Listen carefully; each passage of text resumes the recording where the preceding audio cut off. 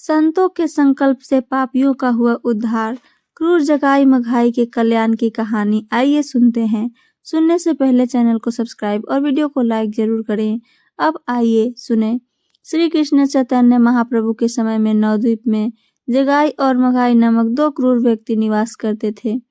यद्यपि इनका जन्म ब्राह्मण कुल में हुआ था, परंतु दोनों बहुत ही राक्षसी स्वभाव के थे।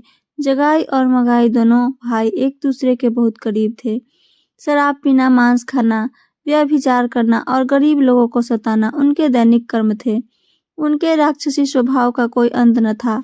बादशाह की ओर से इन्हें सेना और सुरक्षा प्राप्त थी, जिसके कारण वे नवद्वीप के कोतवाल बनकर आए थे।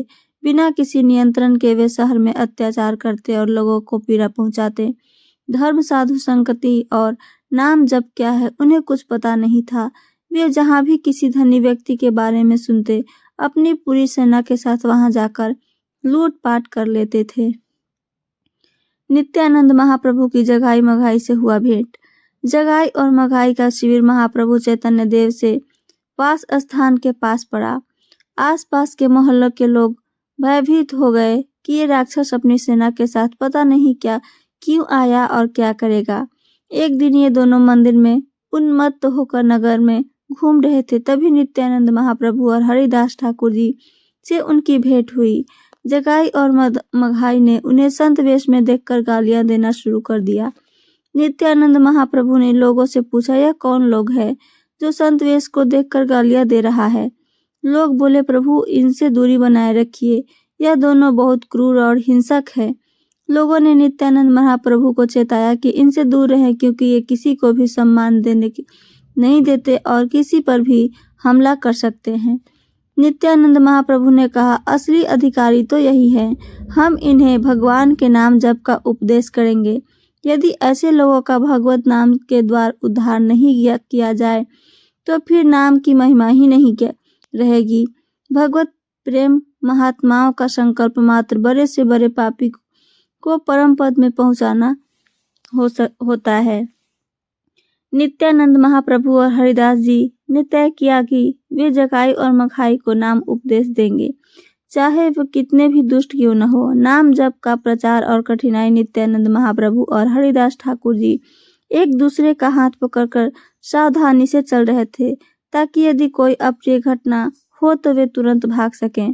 जैसे ही वे जगाई और मघाई के शिविर के करीब पहुंचे, उन्हें बादशाह की फौज और कड़ी सुरक्षा दी। सैनिक ने उन्हें रोका और पूछा, कहाँ जा रहे हो? दोनों ने उत्तर दिया, हमें अंदर बुलाया गया है, हमें जगाई और मघाई से बात करनी है। सैनिकों ने उन्हें अंदर जाने दिया। अंदर पहुंचने पर उन्होंने देखा कि जगाई और मघाई शराब पी रहे थे और उनकी आंखें लाल हो चुकी थी। जब नित्यानंद महाप्रभु और हरिदास ठाकुर जी उनके पास पहुंचे तो जगाई और मघाई से पूछा, क्या चाहते हो?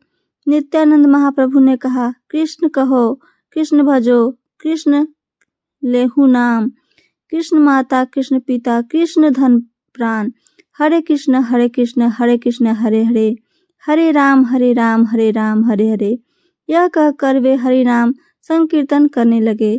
यह देखकर जगाई और मघाई क्रोधित हो गए और चिल्लाने लगे, अरे इन्हें यहाँ से भगाओ, इन्हें अंदर आने किसने दिया? इतना कहकर उन्होंने नित्यानंद महाप्रभु और हरिदास ठाकुर जी को मारने के लिए उनके पीछे दौड़ना शुरू कर दिया। नित्यानंद महाप्रभु ने ठाकुर हरिदास जी की ओर देखा और कहा, भाग लो।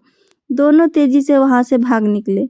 जब वे थोड़ा सुरक्षित स्थान पर पहुंचे तो हाँफते हुए हरिदास जी बोले, देखो प्रभु क्या प्रचार हुआ, क्या कोई फर्क पड़ा उन पर? मैं कहता हूँ ऐसे लोगों का संग नहीं करना चाहिए, यही हमारे लिए अच्छा रहेगा। ये लोग कभी नहीं सुधरेंगे। नित्यानंद महाप्रभु हंसकर बोले, हमने नाम का बीज तो बो दिया है, एक दिन उनका कल्याण जरूर होगा।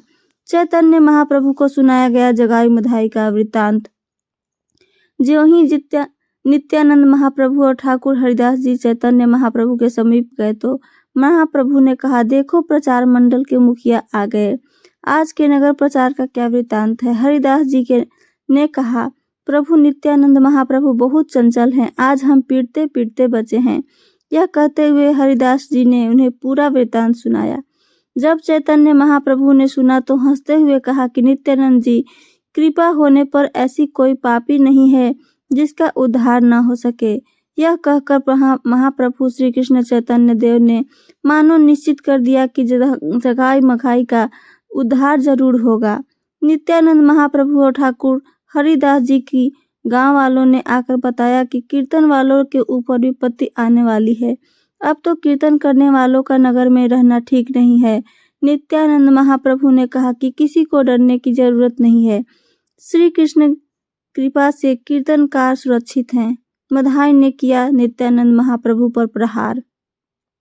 एक रात नित्यानंद महाप्रभु घर लौट रहे थे। जब उन्होंने देखा कि जगाई और मधाई शराब के नशे में उन्मत्त होकर नगर की ओर जा रहे हैं, महाप्रभु ने जोर से पुकारा, कृष्ण कृष्ण, मानो उन्हें चिढ़ा रहे हो। मधाई ने गुस्से में पूछा, कौन गा रहा है? कौन मुझसे नहीं डरता? नित्यानंद महाप्रभु ने उत्तर दिया, तुझसे क्यों डरें? क्या है तुझमें जो मैं डरूं? मधाई ने कहा, तू कौन है? मेरा नाम नहीं सुना? कहाँ जा रहा है इतनी रात में? नित्यानंद महाप्रभु बोले, संकीर्तन में जा रहे हैं, जो तुम्हारे भाग्य में नहीं है। मधाई ने कहा, क्या नाम है तेरा? नित्यानंद महाप्रभु ने कहा, अवधूत। मधाई ने उन्हें चिढ़ते हुए कहा, अवधूत, ये कैसा नाम है? तुझे मेरी ताकत का पता नहीं? गुस्से में मधाई ने पास पड़ी सुराही उठाई और नित्यानंद महाप्रभु के सिर पर जोर से दे मारी, जिससे उनके मस्तक से खून बहने लगा। उनके कपड़े लाल हो गए, पर महाप्रभु ने कोई क्रोध नहीं किया, बल्कि भगवान से प्रार्थना की, प्रभु अब इनका उद्धार कर दो, इनकी दुर्दशा मुझसे देखी नहीं जाती। मधाई और क्रोधित हो गया और फिर से प्रहार करने को तैयार हुआ, लेकिन जगाई ने उसका हाथ पकड़ लिया। जगाई, जो मधाई से कोमल स्वभाव का था, बोला, तुम्हें पता है वो तुम्हारे लिए प्रार्थना कर रहे हैं। शराब के नशे में तुम्हें समझ नहीं आ रहा है, वो तुम्हारे भले के लिए भगवान से प्रार्थना कर रहे हैं। दोबारा हमला मत करना। जगाई ने मधाई को शांत किया और उसे घसीट कर दूर ले गया। मधाई ने नाराज होकर कहा, तूने मुझे रोका क्यों? मैं उसे मार डालूंगा। जगाई ने समझाते हुए कहा, वो सन्यासी है, उनका मार्ग सही है। अवधूत का क्या गांव, क्या नाम, शांत हो जाओ। इस बीच नित्यानंद महाप्रभु खून से लथपथ थे, लेकिन उन्हें कोई परवाह नहीं थी। वे आनंद में हरि नाम कीर्तन करते रहे, जबकि उनकी देह से रक्त बहता रहा। चैतन्य महाप्रभु ने क्रोध में आकर किया सुदर्शन चक्र का आवाहन। जब महाप्रभु चैतन्य देव कीर्तन शुरू करने नहीं वाले थे, एक व्यक्ति दौड़ता हुआ आया और बोला, महाप्रभु, नित्यानंद महाप्रभु पर मधाई ने हमला कर दिया। यह सुनकर चैतन्य महाप्रभु स्तब्ध रह गए और बोले, नित्यानंद को मारा, जो मेरे प्राण से भी प्यारे हैं, उन नित्यानंद को मारा। महाप्रभु चैतन्य देव तुरंत दौड़ पड़े। उनके पीछे भक्तों की मंडली भी ढोल मंजारा और मृदंग लेकर भागने लगी। जब वे पहुंचे, नित्यानंद महाप्रभु आनंद में नृत्य कर रहे थे, जबकि उनके कपड़े और भूमि रक्त से सने हुए थे। नित्यानंद जी को इस दशा में देखकर चैतन्य महाप्रभु ने गुस्से में हुंकार भरी, जैसे सुदर्शन चक्र का आवाहन करने वाले हों। लेकिन नित्यानंद महाप्रभु ने उनके चरण पकड़ लिए और कहा, प्रभु नहीं, आपका अवतार पापियों के संहार के लिए नहीं, बल्कि उनके उद्धार के लिए हुआ है। इन पर दया करें और इनका उद्धार करें। नित्यानंद महाप्रभु ने चैतन्य जी से प्रार्थना की, मैं चाहता हूँ कि ये पापी भी भगवान के प्रेमी बने। चैतन्य महाप्रभु शांत हो गए और बाकी भक्तों ने भी उनके प्रार्थना की, नित्यानंद जी का संकल्प पूरा हो। सभी ने महसूस किया कि सुदर्शन चक्र आकाश से आने वाला था, लेकिन नित्यानंद महाप्रभु की प्रार्थना से वह अंतर ध्यान हो गया। जगाई मघाई का हृदय परिवर्तन और उद्धार हुआ। ठाकुर हरिदास जी ने महाप्रभु से कहा, प्रभु अब देर नहीं, इनका उद्धार होना चाहिए। मधाई ने नित्यानंद जी को मारा, लेकिन जगाई ने उन्हें बचाया। यह सुनकर चैतन्य महाप्रभु का शरीर पुलकित हो गया। उन्होंने कहा, जगाई ने मेरे नित्यानंद की रक्षा की, वह कहाँ है? चैतन्य महाप्रभु दौड़कर जगाई को गले से लगा लिया और बोले, तुमने मेरे प्रिय नित्यानंद की रक्षा की, तुम रक्षक हो, तुमसे प्यार मुझे और कौन हो सकता है। महाप्रभु आलिंगन से जगाई की मूर्छित हो गया। जब उसे चेतना आई तो वह उनके चरणों में लौटने लगा, प्रभु मेरा उद्धार कर दो। महाप्रभु के आलिंगन से उसके पाप नष्ट हो गए और वह रोने लगा, प्रभु यदि आप मुझ पर प्रसन्न हैं तो मेरे भाई मधाई पर कृपा करें, उसके अपराध को क्षमा करें।